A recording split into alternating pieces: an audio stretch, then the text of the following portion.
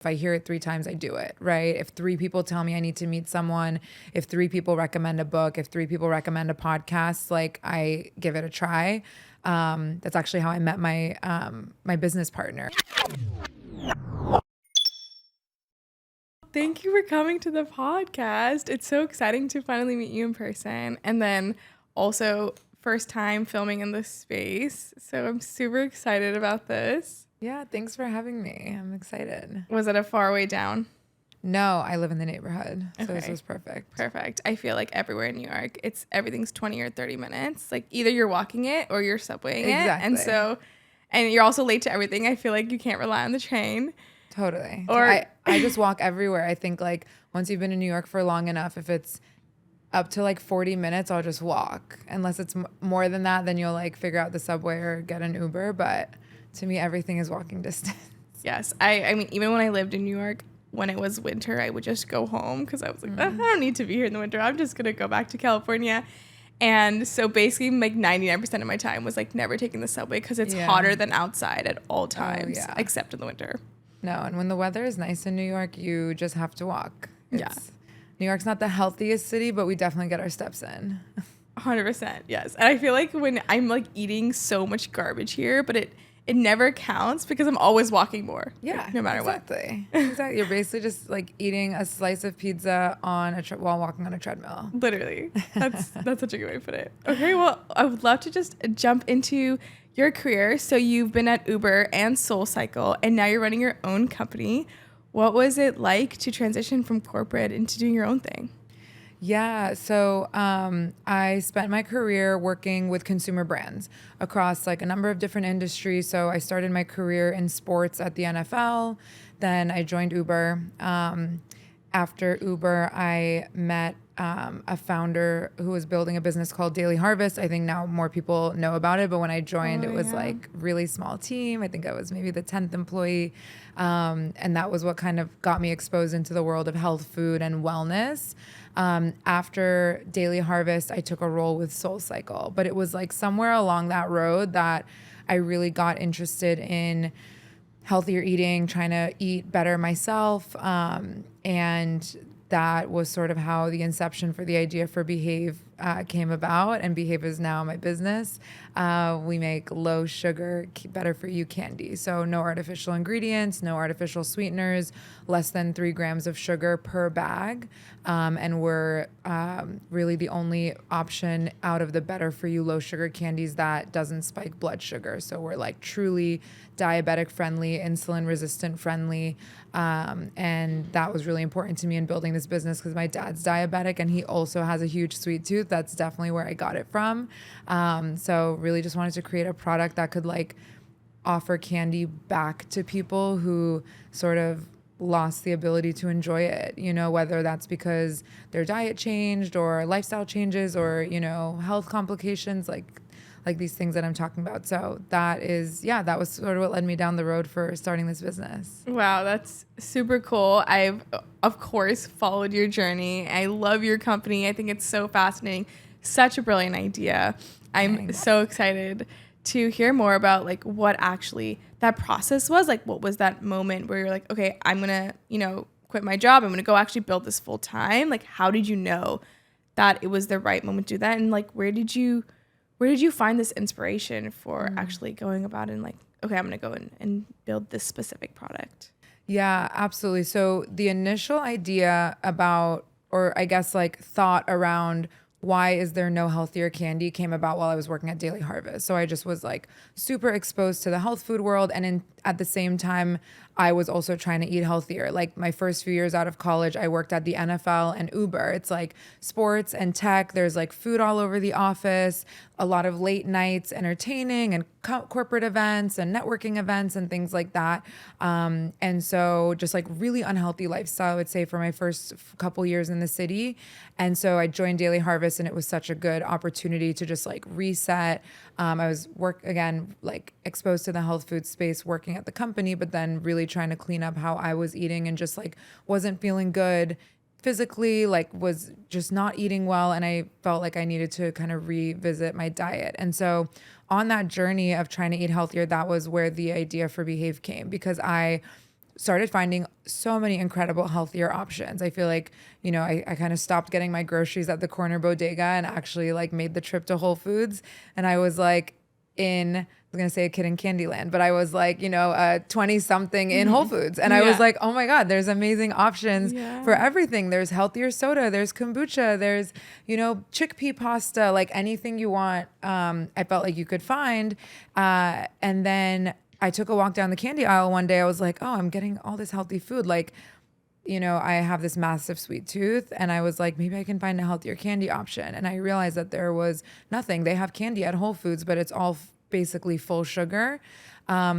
Once in a while, you would find, this is a couple years ago, things have changed since, but once in a while you'd find a zero sugar option, but those are made typically with aspartame or with sugar alcohol. So I was like, why is there no product here that is low sugar or no sugar, but doesn't use artificial sweeteners? Because that was sort of what I was looking for, like reducing sugar, not feeling that sugar rush, sugar crash, the stomach ache, but then also generally just trying to avoid like processed ingredients and artificial ingredients. So again, I was working at Daily Harvest when the idea first popped up. I did a little bit of research. I had a friend who was a chef. We like messed around in the kitchen a little bit, and ultimately I kind of hit this roadblock, which really was the manufacturing. I started calling factories, and everyone told me you would have to produce tens of thousands of pounds of gummies to place your first order. And I didn't have the capital to do it. I didn't even know what I was doing. I was like, can I just have someone make me like 500 bags and see what happens? But it didn't seem available. So just kind of continued with my career, got this amazing opportunity at SoulCycle, and I was working there. But I just couldn't kick this candy idea. Like again, because it really had come to me because as a consumer, I wanted a healthier candy. So even though I felt like maybe I couldn't see the path clearly of how to start the business, I still was looking for this option. Mm-hmm. Like I wanted this healthier candy to eat. So, I'm working at SoulCycle. I'm kind of in the role there. And just personally, I was, if I'm at an airport or a movie theater, I would like started paying really close attention to what candy options were out there. And maybe like a year passed from when I kind of had that initial light bulb about it. And I realized that there was just still nothing. And I felt that this was a really big white space and a really big opportunity. And ultimately, I just started asking like, okay, how do we even make this? Like, first things first. Can we make the product? Like maybe there's a reason it doesn't exist. And I went down a lot of paths on how to, answer that question. And they led me to meeting a celebrity chef named Elizabeth Faulkner. I cold emailed her. She responded and we connected. She lived here in the city at the time. And I told her the idea and she was super hyped about it. So we started spending nights and weekends basically in her Brooklyn apartment, just ordering ingredients. This is all from a cold DM. Cold email, yeah. Wow. I'm a huge proponent of the cold email. Like you got to share what message you sent. Like, oh my gosh, I would have to look it up. I mean, like I said, my career was really in brand marketing, but a big part of it was strategic partnerships, business development.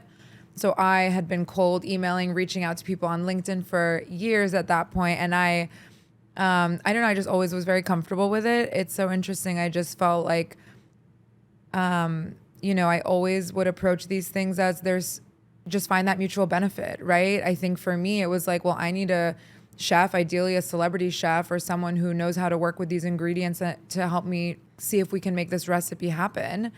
But on the flip side, like if you're a celebrity chef and you've been working in restaurants and doing things more in that realm, and Elizabeth is really active in the TV side of things, what an opportunity to have your name in stores, in grocery stores. And, our ambition is to be in all the big box stores across the country. Like it's an opportunity for her to also maybe have a pivot and have an exciting new opportunity. So I think the key to a cold email is like identify that point of mutual opportunity. I think so many people feel like I'm just reaching out to this person and I'm almost like begging them for a favor, but there's always something to be exchanged. I think some people think the exchange you have to be exchanging the same thing, but it doesn't have to be that, right? You could be a college student reaching out to someone and you're asking for their time and their advice and you're giving them an opportunity to support a young person or to, just have a break in their day from their, if they're like a lawyer or a finance or something like,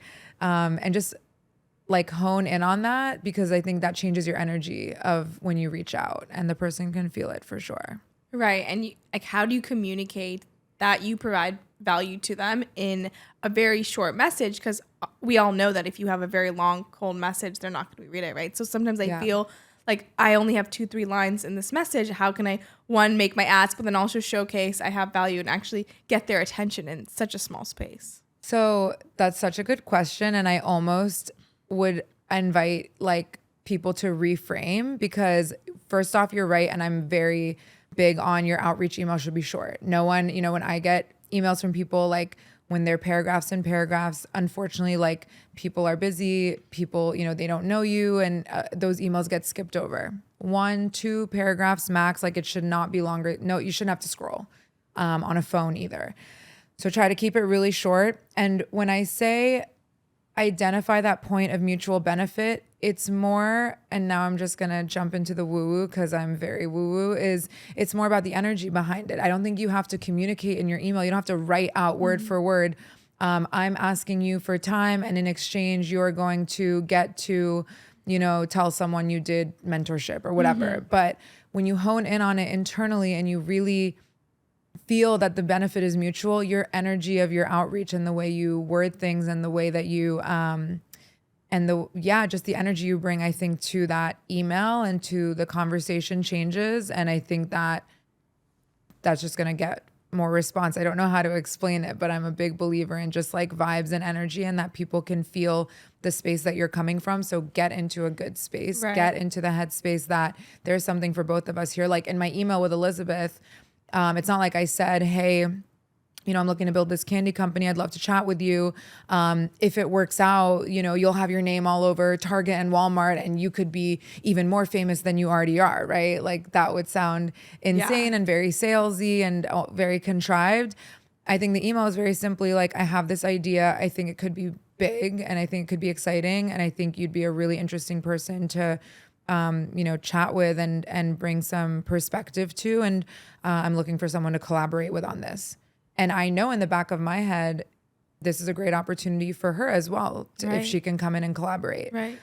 So it's really about getting in that headspace, having positive intention, being authentic, and then the right words will flow out, and what you're trying to say will be between the lines, and like the person receiving it, if they're actually, and the thing is, if they're the wrong fit, or if they're not actually someone that would actually benefit you, they're not going to see that in between the lines anyways. Yes. So yeah, I think what you're saying makes so much sense. I've found that whenever I'm trying to force a DM or force a message to someone where I feel like I almost like have to reach out to them, or for some reason I'm like, they're a part of a list of people that I'm trying to get out. Yeah. The person that I resonate with, that I feel like authentically connected to, or that I like specifically, those are the ones that always come back, and those are the ones that were meant to be anyways. Totally. I mean, you know, and Elizabeth isn't the only chef I reached out to. I emailed a handful of celebrity chefs. And again, like I am just such an advocate of the cold email. I don't remember the numbers, but I remember getting a good number of responses. I think I got 5 or 6 people responding, like big names, you know, celebrity chefs that you would know from TV. And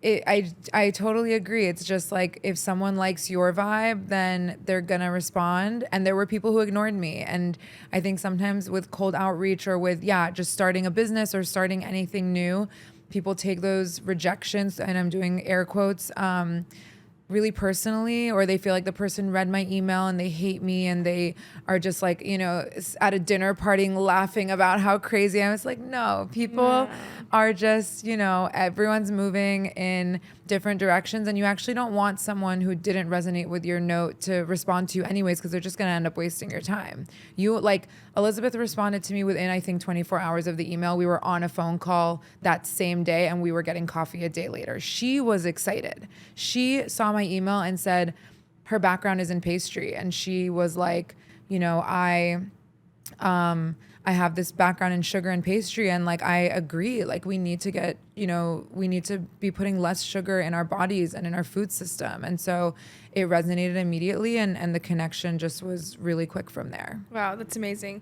I think the other thing that we forget to realize is no response actually is a message. whether it's a message from that person or from the universe that it's like, it's not working. Yeah. And we sometimes get frustrated. Oh, they just get so many emails. Like, they didn't see it. It's like, not really. Like, everyone kind of sees everything. Yes, like, I agree. No one's getting that many things. Even like the biggest celebrities, they're seeing most of it actually, or at least their team is seeing it. They're not responding because it's not a good fit in some ways. Right. Which is why a lot of this is actually a numbers game. And you mentioned it yourself. You were like, I reached out to multiple celebrity chefs. That makes sense if you want to optimize your chances of it working for you, of you finding that magical, perfect fit of this mutually beneficial opportunity. It's actually just a numbers game. So instead of taking things personally, taking the no response personally, just scatter out your chances, and then you're more likely to receive something that way. Absolutely. I completely agree. So, okay, so now you're working with her on the weekends and you're making this magical recipe. Yes. So then what? I want to know the next. Yeah. So this is like total side hustle. And then we land on a formula we're feeling really good about. And ultimately your question, I think, was when did you decide to make that leap? And like, how did that sort of come about? So essentially, like, I feel like I hear this from a lot of my founder friends of having a similar experience, is like you start to reach this almost like breaking point where you can't do both anymore. And it's not only, it actually has less to do with like the number of hours in the day. Like you probably have enough hours in the day to do both, but like your soul can no longer stand the thing that you're trying to move off of. And your soul is so drawn to the new thing that staying in the old thing starts to deteriorate your spirit. I'm smiling is the so only much way to because explain it. It feels like you're like speaking words from like literally what I felt when I left my job was not like my parents. Their first thing was, oh, but you can clearly do both. Yeah. You're doing both. You don't have to exert that much energy and you do your job well and you even got promoted by doing like so little. And I was like, you don't understand like the mental cost outside of the few hours I work that drags me down of like I have to hold that weight in my head is actually taking away from this future thing I want to pursue in such a heavy way that I'll never actually reach my potential in that if I let this other thing like mentally take from me. And it sounds so voodoo, and the thing is, most people who are not in that place, you sound crazy, and that's like the reality of it. But if you're listening and if you're in that space, what we're saying is you're just gonna get it. And then that's when you know actually that's your moment to leave. Yeah. If you can resonate with this feeling that we're talking about. Totally. And I think you kind of start getting to that breaking point, and it's still tough. Like I think I was in that space for a couple of months, and it's not like, oh, like I've reached the point, I'll put in my notice. Like, there's a lot of considerations. There's timing, like people have different things going on in their lives. Can you actually leave right now, depending on what those things are? Finances. Yeah. If your next thing needs you to fundraise, needs you to find a manufacturer, needs you to do whatever, like, are those things in place? So I think you end up like living in this, I don't know, this zone of just discomfort and I think it can be different amounts of time for everyone, but there's some amount of time that you're there. I remember for me, it was specifically like this one summer, and then a few months after, it's probably about 4 or 5 months. But what I will say, I think really helped me to get to that tipping point was, I read a book called, You Are a Badass. It's very it's like manifestation 101. And I would say I was a skeptic. I was a total skeptic. Like the way I talk now, like I was not this girl a couple years ago. But I read that book, and it just really hit a nerve.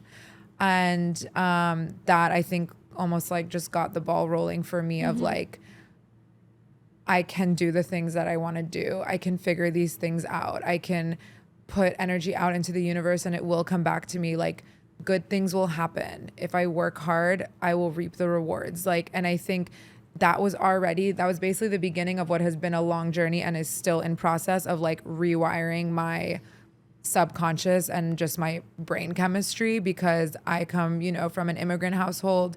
I love and appreciate my parents so much, but there's just a lot of messaging there, right? Things aren't going to work out. Be afraid.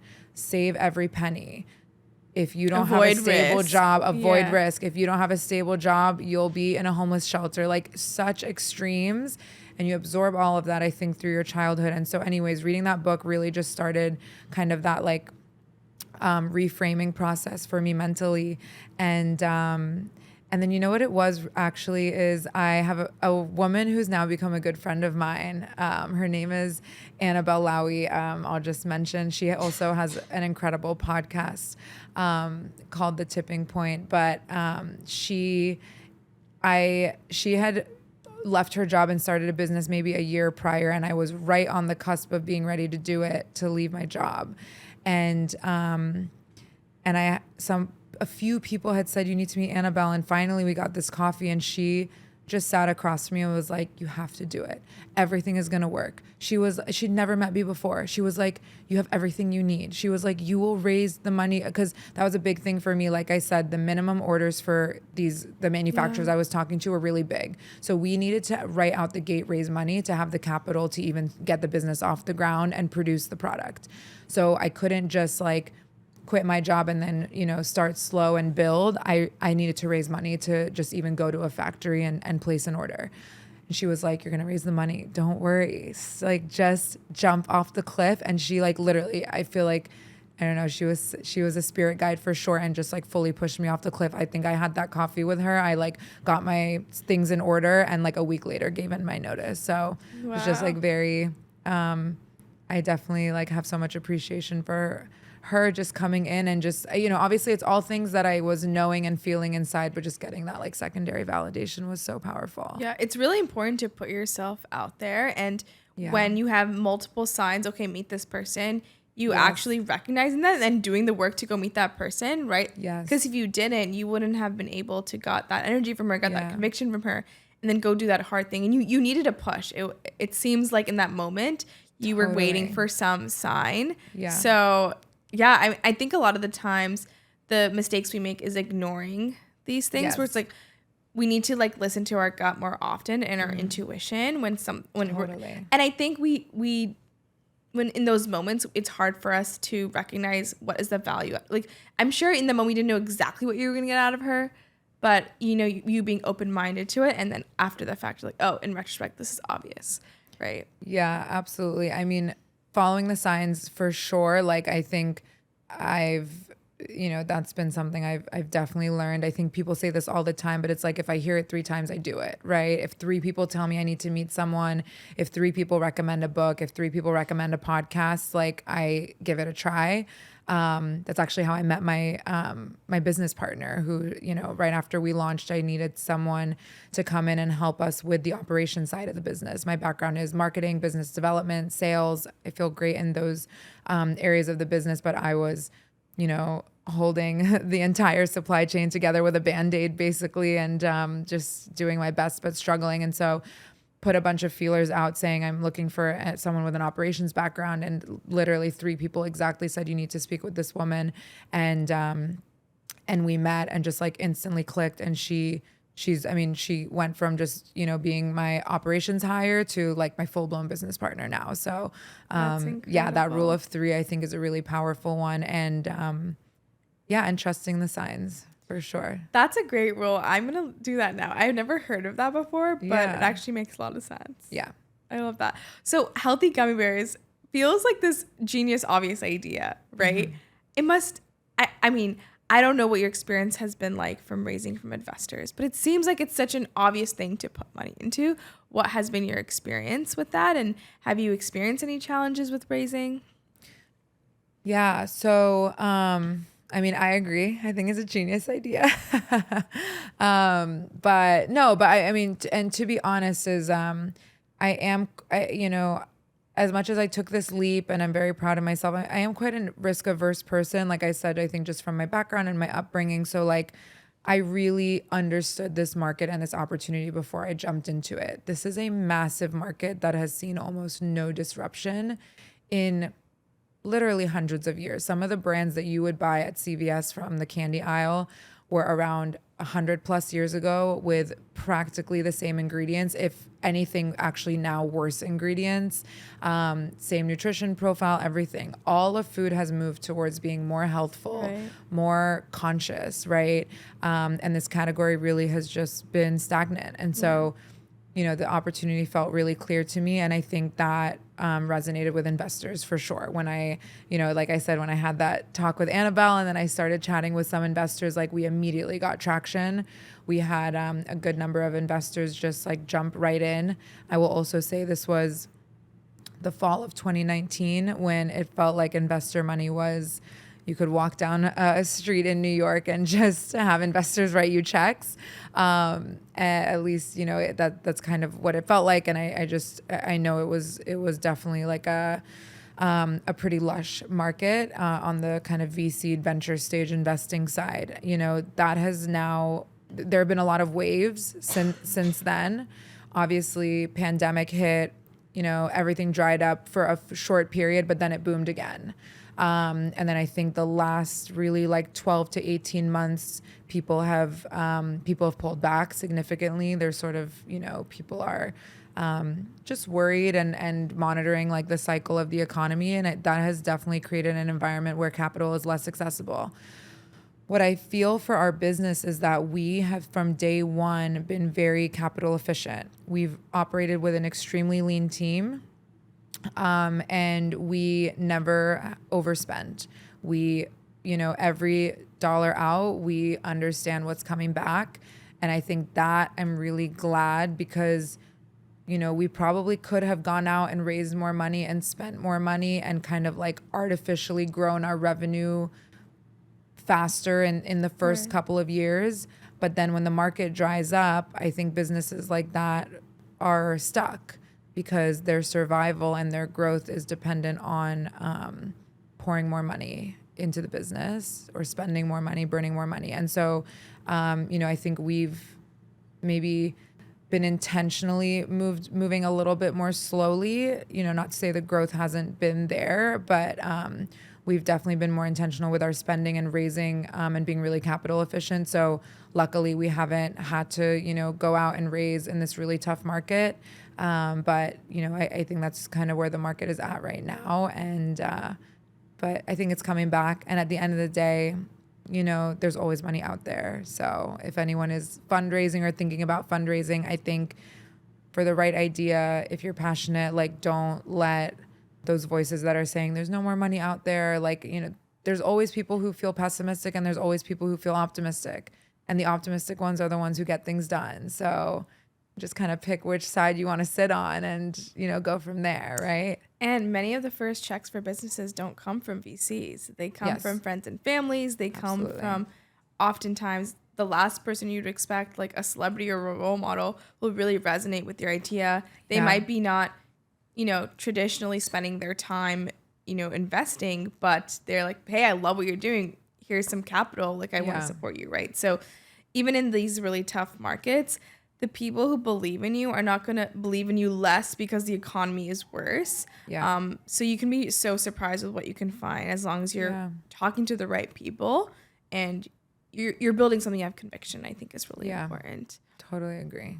Amazing. Well, building a CPG product is oftentimes like the product is as good as the marketing, as we know. Even if you have the most amazing product, if nobody knows about it, like no one's going to buy it. And you've obviously done a fantastic job with this. Would love to hear kind of what your process was with branding and marketing the product. And if you have any advice for our listeners who are trying to build in their own brands and market them. Yeah, absolutely. So for us, like I said, the realization I had really early before I'd even, gone in full time with Behave was that we were going to need capital to get the business off the ground. Because of those order minimums that we were facing with the manufacturers, this is not a business that, at least for me and where I was financially, that I was going to be able to bootstrap. So I knew I had to go out to investors. Then the question about branding came up. So we had already, before I had left my job and fundraised from investors, I had worked with a designer. We had put together sort of like a beta branding. We did some like little sample bags that we sold around us, some stores here in New York. And we had done some product and customer testing prior to going out to investors. So, then the question sort of came, do we raise less money from investors and just sort of keep using this, almost like hacked together brand identity that we had just pulled together, I think in like a week, just to have something to put out there? Or do we go out and invest more heavily in like a full scale brand identity project with, an agency that really has experience in this category? I think for us, ultimately, we decided to go the second route, going with an experienced agency, again, because those order minimums that really drove a lot of our decision making in the beginning, because knowing that our first production run, we were going to be sitting on tens of thousands of units. We didn't want to print tens of thousands of units of packaging, boxes, shipping, everything, with a brand that we knew was just temporary. So we figured like, let's go big or go home. So we ended up, raising a little more on that first round, and we worked with an incredible agency here out of Brooklyn called Gander. And, we love the brand that and sort of like the universe that they helped us build. I think what I will say is that, we're 3 years in market now and our brand still stands, and, we've made adjustments, we've redesigned packaging, updates to the website, things like that, but there's no intention, nor do I feel there's a need to change the brand identity itself. Whereas I think if you go initially with, maybe a smaller scale agency or a freelancer, or just like generally try to save money in the beginning, you at some point will need to rebrand. Now, let me say this. Again, there were circumstances that made it make sense for us to go bigger and spend more money kind of right off the bat. I think if you can bootstrap and test a lot more than we were able to, you should do that. Like that sort of small scale test that I mentioned where we just had a freelance designer put it together. I was like, literally, I remember printing like packaging labels at, the FedEx store myself and like sticking them all at my apartment. If you can do that, obviously like doing it yourself in your apartment, we hit the capacity of being able to do that. If you can do something that is like one step away from the large scale manufacturing for longer, I really highly recommend that. Get your view on branding, get it in front of people, talk to them, do focus groups, give everyone your product, collect as much feedback as you can, and then iterate. Again, if you're just printing the labels at FedEx, like every time you go to print it, you could change something. You could change the tagline. You could change the color. Like, see what's working and resonating.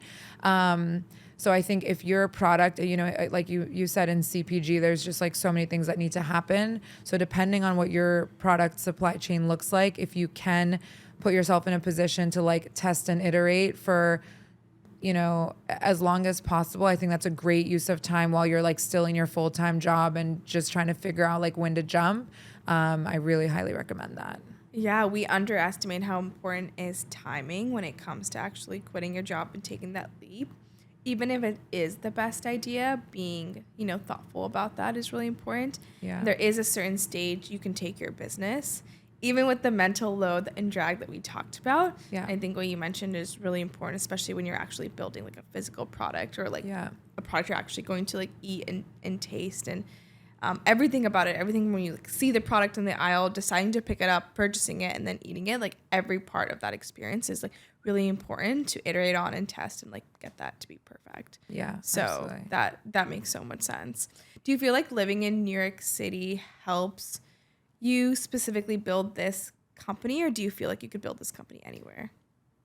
That's an interesting question.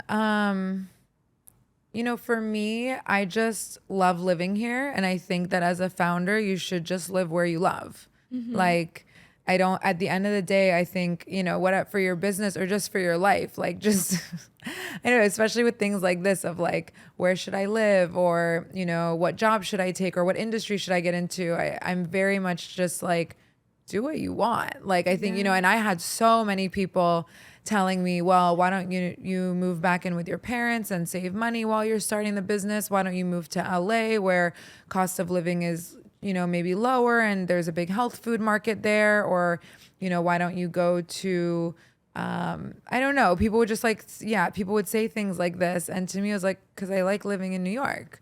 So I don't know why I would live somewhere where I'm going to not enjoy it. The only way to be the best possible founder and to just show up to your life, let alone your business, as your best self every day is to be like doing the thing that makes you happy. So that's to say I love living in New York. But I will also say I built my career here. My network is here. You know, like I said, all that initial fundraising came from, you know, a good segment of my network. And then people I got introduced to through my network, it's a lot of New York based investors. So I'm really grateful to this city. I feel like I really grew up here in a professional sense. And for now it's New York for me. Yeah. I mean, makes sense. New York is the best place for you to build your business. Doesn't mean that it's the best place for every single person to build their business, but that's specifically where you're going to thrive. So totally makes so much sense. Switching gears a bit, how has living in New York affected like your personal and your dating life, especially as a founder in the chaos of like building your own company? Yeah. So I moved to New York City right out of college, and I was in a serious long-term relationship from college through, you know, just a couple years ago. So through my late 20s. And we were really happy building our careers here in New York. So as far as New York goes from a relationship perspective, like I loved it. I thought we had so much fun. We had such amazing friends here. And I think we were really building, like a beautiful life and relationship. At the end of the day, we were married and we were divorced in the end, but I reflect so fondly on, the relationship and that time in New York and like moving here out of college and like falling in love with the city together. I just have such good memories of that. So no bad blood relationship or New York in terms of that relationship. And then I've been, single essentially since my divorce, which was just right at the beginning of the pandemic. And I think dating has been definitely a learning experience because for me, I had never dated before. Like I met my ex-husband while we were in college, and you don't really date in college. You just have friends and party and whatever. Yeah. I didn't date in high school. I was super just like sports in school, totally focused.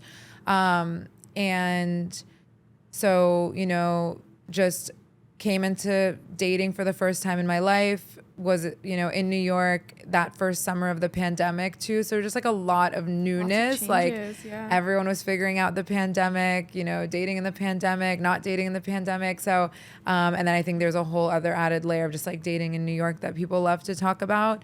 I will say, I don't really buy it. Like, I think people love to hate on New York, but people love to hate on LA and Miami and SF. It's like, you can be miserable dating anywhere. Yeah. I mean, there's always something about each city. You can say, the boys in SF are like not cute or, whatever. Millions of random excuses, but dating is totally kind of just shitty anywhere and also amazing everywhere. Yeah, it just depends how you look at it. 100%. And I think it's like so what you make of it. I mean, I definitely was, I would say dating was like a little bit of an emotional roller coaster for me, but I think it's just because I had never dated before, and so I had never been in the space of like, I was newly divorced, I was young, I was starting this business, which like takes a ton of energy, and then it was just like dating is exposing, right? Like you are exposing yourself, your wounds, your trauma, your inner child. Like your inner child is never louder than when you're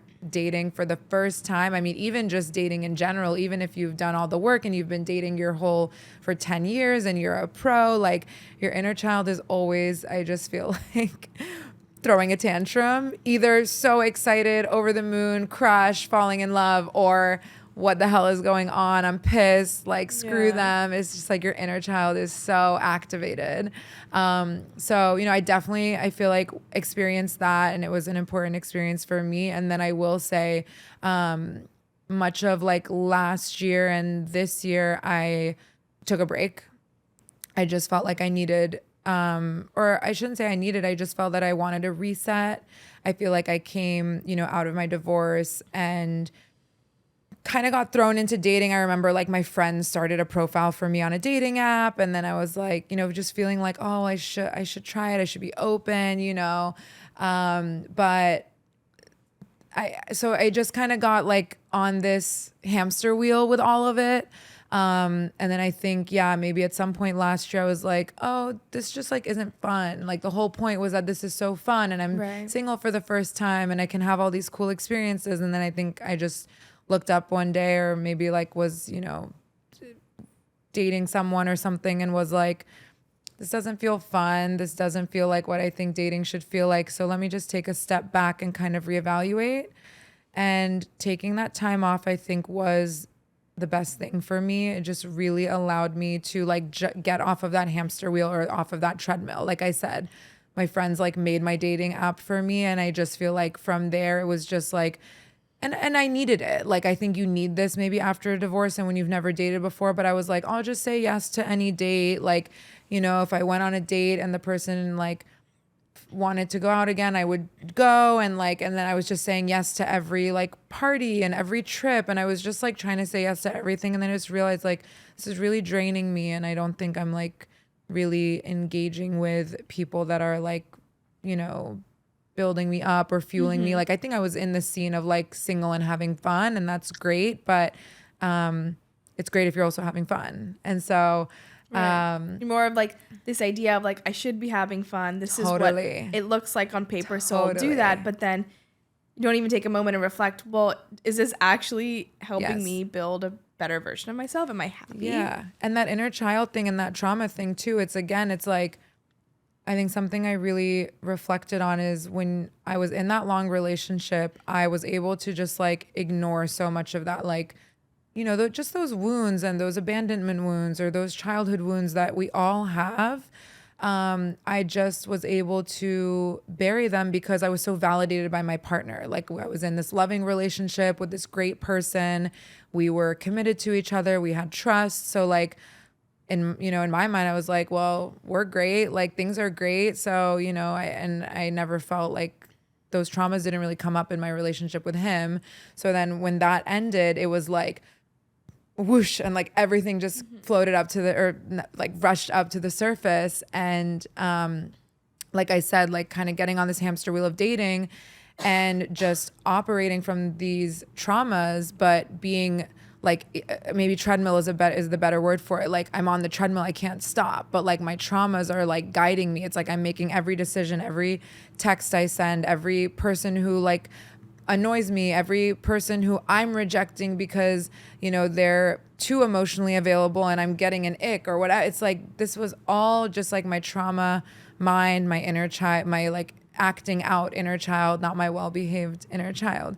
And so, it was just like, it was just this, treadmill. And so like eventually I just like pressed like the emergency stop.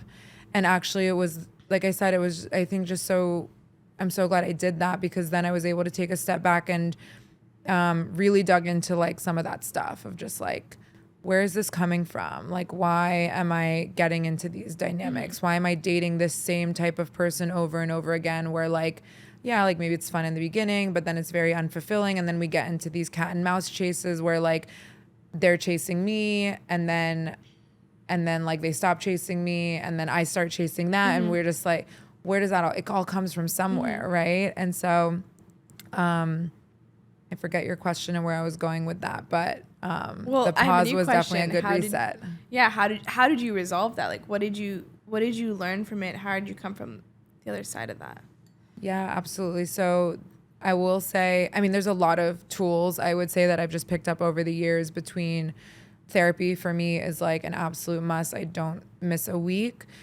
And also content, like being mindful of what content I'm consuming. I think like there's definitely like a big one. There's a toxic side of everything and there's a positive side of everything. And I can even just like, it's so funny how these like, your world really just reflects back to like where you're at. Because I remember when I was kind of, like in this like fun dating stage, like my whole TikTok was just like the toxic dating advice side. It was like, you know, men suck and just like, you know, just get them to do like spend money on you and what. And it's like, it's not like I was resonating with the videos, but it's like all I would get.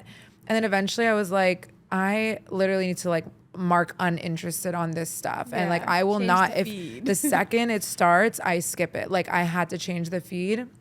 And so content, like what accounts you follow, podcasts, like I remember when I kind of was, single again, like a friend was like, listen to this podcast. And it was like, you know, 2 New York girls in their 20s. And it was just like all shit talk and whatever. I loved it. Like it was exactly what I needed at the time. But like looking back, it was like, you know, at least for me, it's not toxic for everyone, but it was pretty toxic for me. It was just like, I don't know, whatever, gossipy or, you know, just I think some of that advice that I would label as toxic of just like manipulative or like how to screw them over or whatever.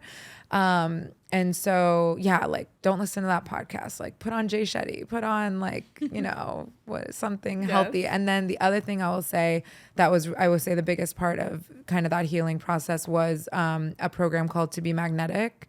I don't know if you're familiar with it, but there's this woman named Lacey Phillips. She is a manifestation coach.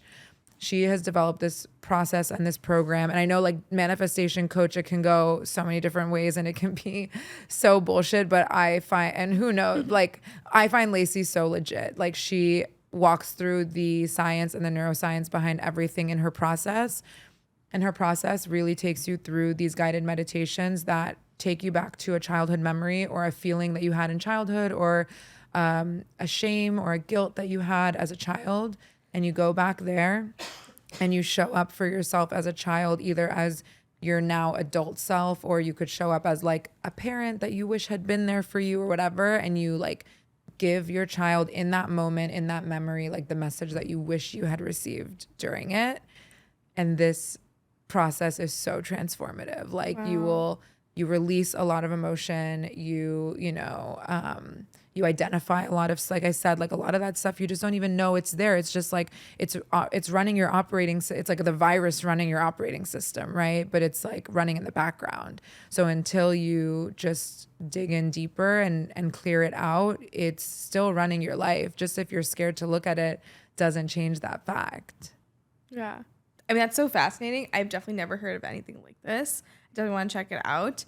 It is interesting too, how kind of what you mentioned, which is like some manifestation techniques are complete bullshit. Others are rooted in science.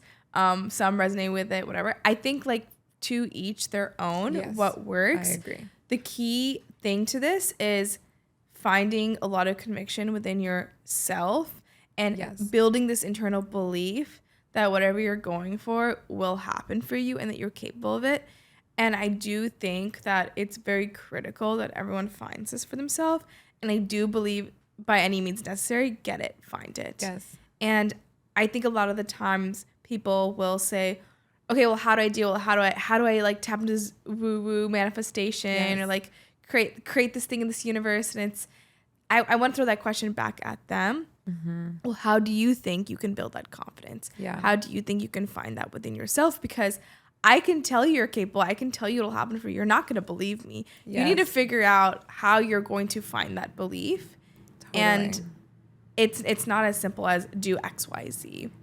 100. I completely agree. I mean, I would love, like me and my sister were very close. I would love for her to do To Be Magnetic, and it just doesn't resonate with her. You know, it's like to each their, and she has other processes that have resonated for her that don't resonate for me. And so, you definitely have to let people find their own process. And the other thing I'll say, what you said just really sparked for me is that, you know, like I kind of mentioned earlier that I used to be such a skeptic. I was like, the woo stuff, it's bullshit. Like, prove it to me, you know? And I always thought of myself as this like too smart for everyone, you know, too smart for this bullshit type of person. And then I read that You Are a Badass book. And I think I remember reading that book and it kind of toes the line. There's really no science in it, but like she pulls examples and like, you know, I was always the person reading the book and being like, these examples are bullshit. Like, did this really happen the way you're saying or whatever? And I remember reading the book and being like, who cares? The message was really resonating with me of like, you can change your life.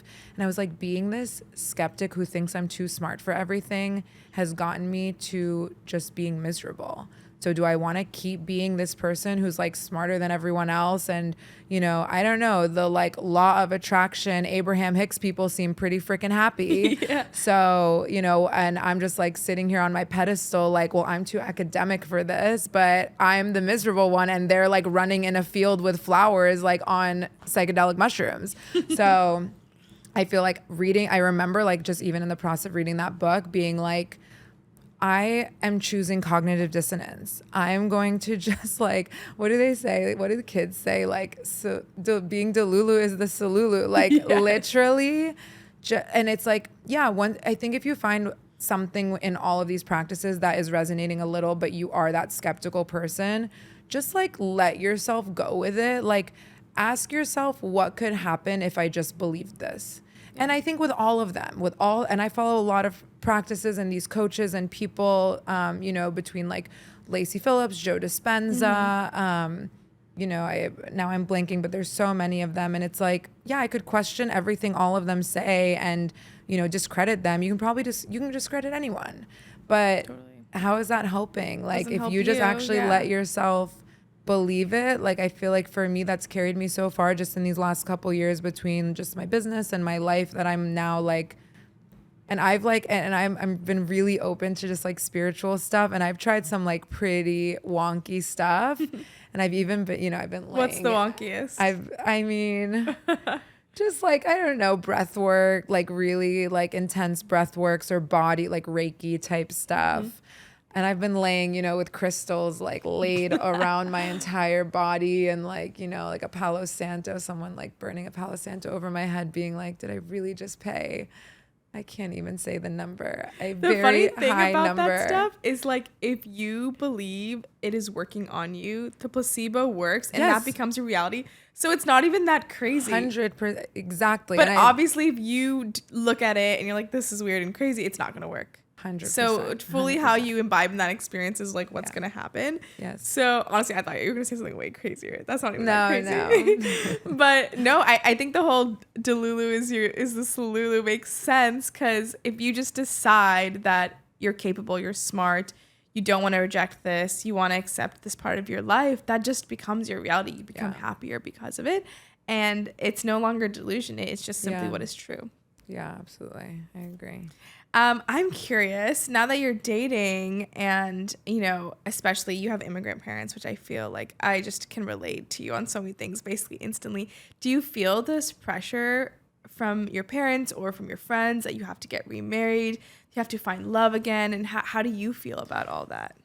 Yeah, I made a TikTok recently actually about this. And what I will say is I feel very grateful. You know, my parents are immigrants, but like they've always been, my whole life really pushed me more towards like career and like make sure you know, have your own money, can stand on your own 2 feet. They, you know, I think at the end of the day, like me and my ex, we definitely got married quite young. And I would say younger than maybe we would have if we hadn't both been from immigrant parents. It's not so much that my parents were like, we need you to be married, but it was more just like some cultural stuff, I think, that comes up, even if our parents weren't saying it to us directly. We just absorbed it over the years and then just almost like pressured ourselves into doing it earlier.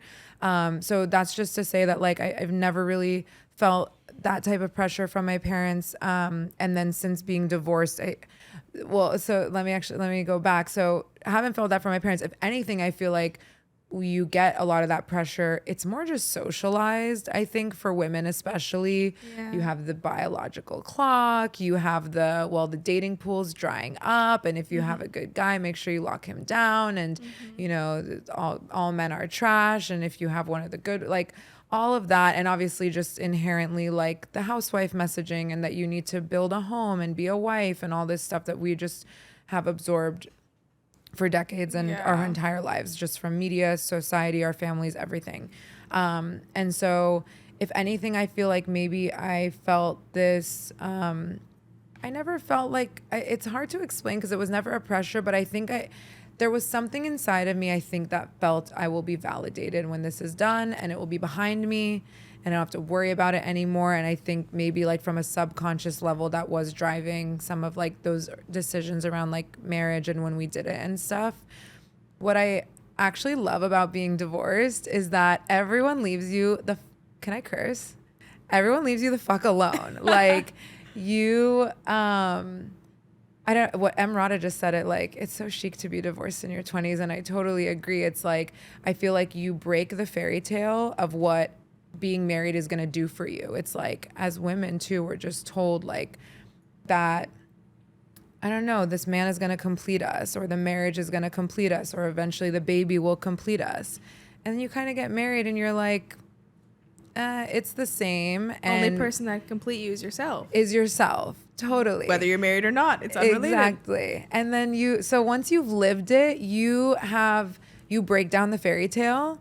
And then also, the pressure from friends and family. I feel like before we were married, it was so much of like, when are you guys going to get married? When do you guys want to have kids? When? Oh, you'll have the cutest babies.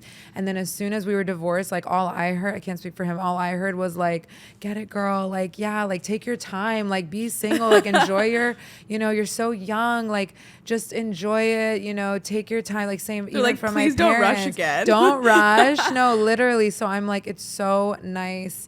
You get this pressure off your back. I think you get internally you've burst the bubble. Yeah. And so like your subconscious is no longer being like, but maybe we should just get married and just like get it, and then people will stop bothering us. So the internal like devil on your shoulder is gone, and then the external devil on your shoulder is gone. And then you can just like vibe. Live your freest life. Yeah. Oh my God. Now I'm like, the hack is to elope and then get divorced. Yes. And everyone just marry backs a off. rando. They're like, well, we're not. Don't do it again. Okay, that was cute. But no, that's like literally me. It's Everyone's like, that was cute, but like maybe take your time.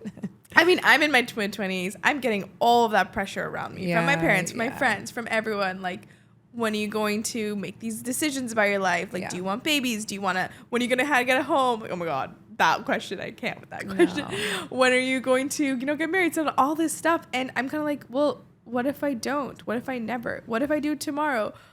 What if I just don't know? Why does it matter? Yeah.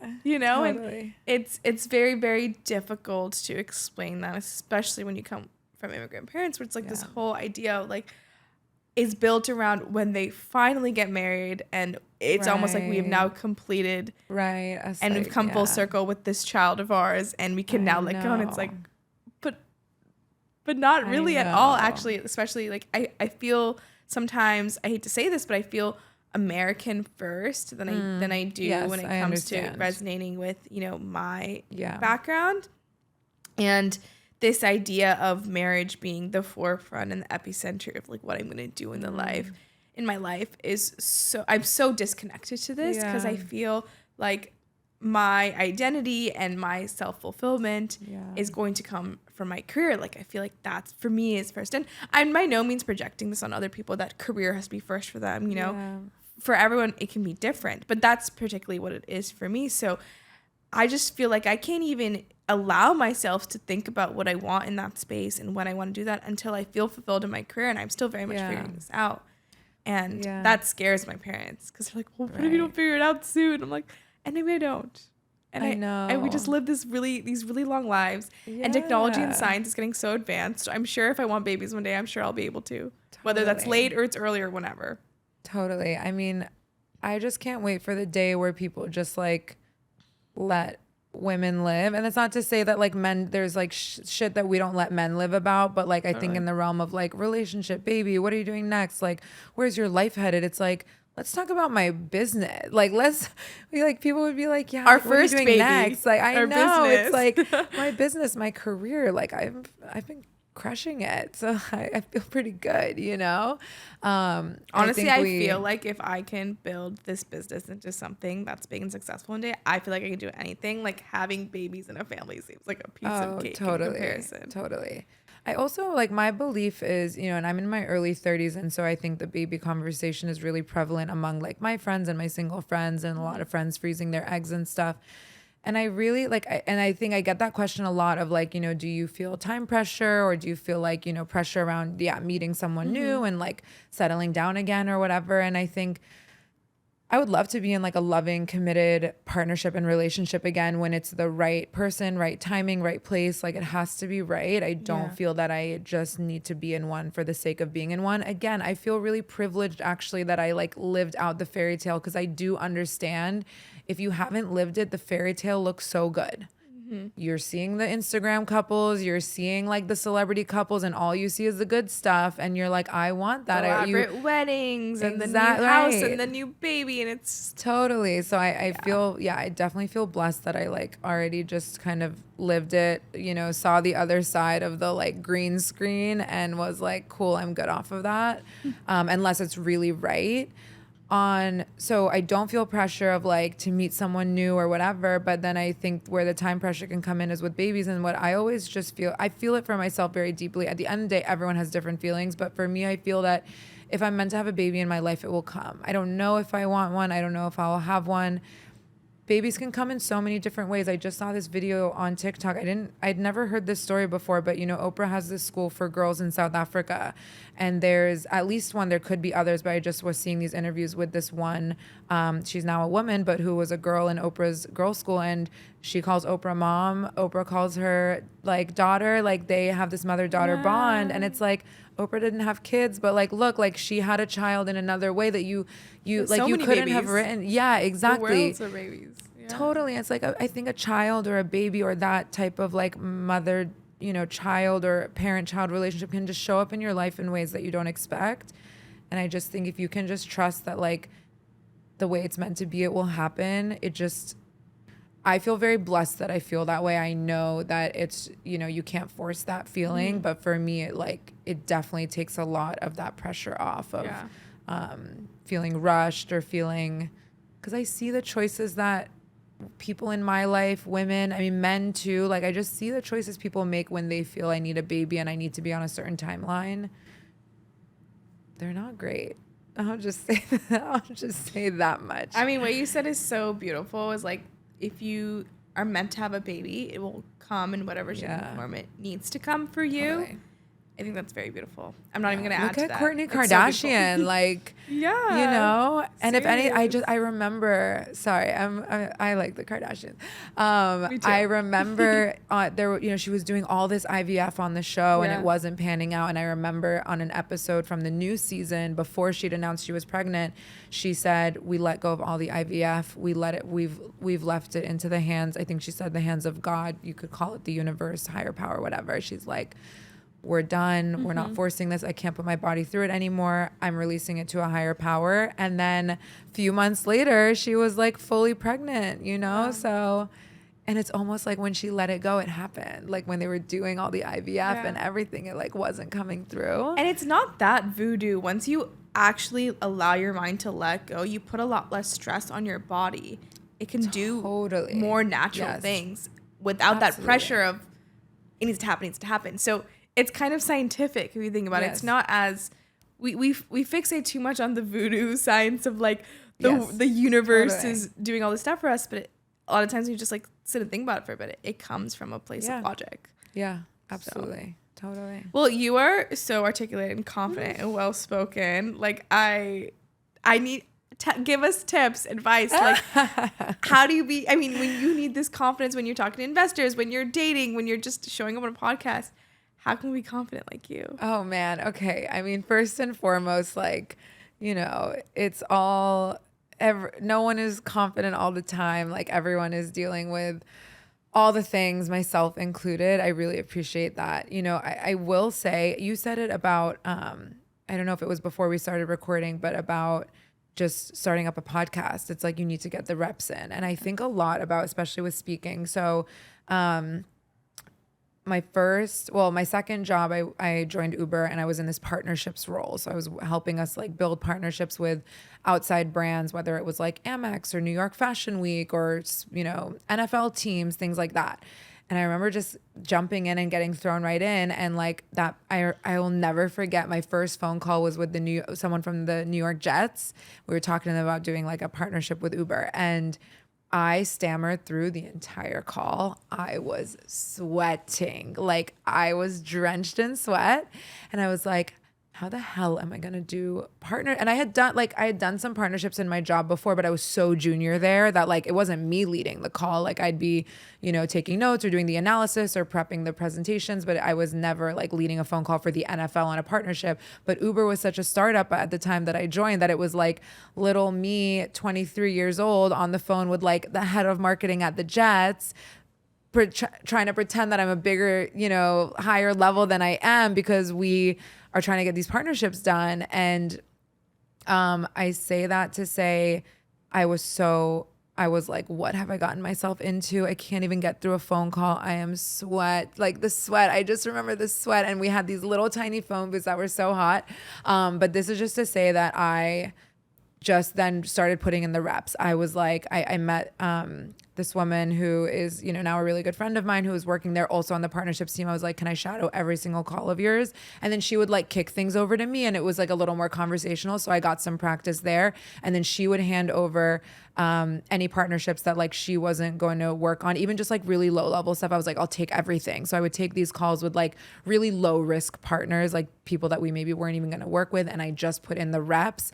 And that's how I eventually just, the confidence, it comes from experience. And I think like I'm the first person who, I don't know, I'm not that into astrology, but I guess it's like maybe a Sagittarius thing, is like, I just want to, show up first day, kill it, be the seat, like everyone give me a round of applause and then like go home. And I've had to learn over the years that it just doesn't work like that. Like you only get better. It really is the 10,000 hours thing. Yes. You only get better through the reps. In my own business too. Like, I thought I was just going to open my business, open for sale and then $500 million of revenue. It doesn't work like that. And the more time I put in, the more reps, just the better I've become at being a CEO and running my company. And so, I think you just have to give yourself that time and know that's people who come off, well-spoken or confident in their field or in the creative thing that they do. There was like, it's that iceberg thing, right? It's like all the work below and you're just seeing the tip of the iceberg. And so trust that like that experience is available to you. That experience is available to everyone. And, I'm chronically on TikTok, but it's like climbing cringe mountain or whatever. People are talking about it a lot now, being like, everyone who's amazing was once cringe. There's this video going around TikTok right now of Post Malone's first music video. Did you see this? No, I didn't. I don't consume as much TikTok. Okay. I very much like create, leave. I'm gonna get addicted. Exit. Avoid the addiction, because then you'll sound like a crazy person like me, where everything I talk to is a reference to a TikTok. But there's a video going around. Look it up, of Post Malone's first music video. I'm not gonna call it cringe. It's not for me to judge. It was his creative expression, but it is definitely not what Post Malone is like. One of the coolest guys in the music industry. Go look at what his first video looked like, and you will understand. It's like, you just have to put the reps in and eventually it comes, or you put the reps in one thing and it diverts you to something else that comes more naturally, or, it just, you just have to start moving. I think so many of us get stuck in that, being paralyzed, scared, don't want to be cringe. People are going to judge me. The most judgmental people never do anything with their life. That's the reality. 100%. So, what's the saying is like, don't take advice from people whose life you wouldn't want. Don't take judgment from people whose life you wouldn't want. Don't take advice from people who never did themselves. Exactly. Right? Exactly. I mean, there are no shortcuts to anything in life, let alone confidence, which is like your number one asset to anything in the world. Totally. Something this powerful, there's not going to be a shortcut. Yeah. And I think you boiled it down perfectly, which is it's the number of reps you do. And sometimes it's almost the number of reps just to convince yourself you're capable, and the second you, after a while, you're like, wait, I'm actually killing at this, I'm actually super capable, you actually can show up much more confident in that moment. Totally. So all of that makes so much sense. If you can go back in time and tell yourself when you were in your 20s some advice, what would you tell her? Oh man, my 20s. I'm like, I need to give advice to me like 2 months ago, let alone my 20s. I would tell her, oh, I love her. I'm just like thinking about it. I'm like, oh my God, she was so cute. She was like trying so hard. I think I would tell her that, we kind of touched on it, but I would just tell her to be patient, that is definitely one of my weaknesses is I'm very impatient. Again, they say it's a Sagittarius trait. I just want everything to happen right away. I want to be great at everything right away. If I'm not immediately good, I want to give up and quit. And this business has actually been such a growth experience for me because I had no choice but to stick with it. There have been a lot of days where it was like, how are we going to get through this? And we found a way. And I think so, like, just if I could have given my younger self that message, there may have been things even that I tried and let go of earlier. I mean, obviously everything happens as it was meant to, but like, just stick with the things even when you're not good. That's how you get good. Totally. Well, thank you for coming here. Yeah, You're an icon and inspiration. Oh, thank you. Tell us where we can find you, where we can find your company. Yeah, so Behave, we're eatbehave.com. And we are at Eat Behave on Instagram. And then I am at Mayssa on Instagram and Mayssa Chehata on TikTok. Yes, follow her, guys. Literally obsessed with her content. Thanks. Thank you.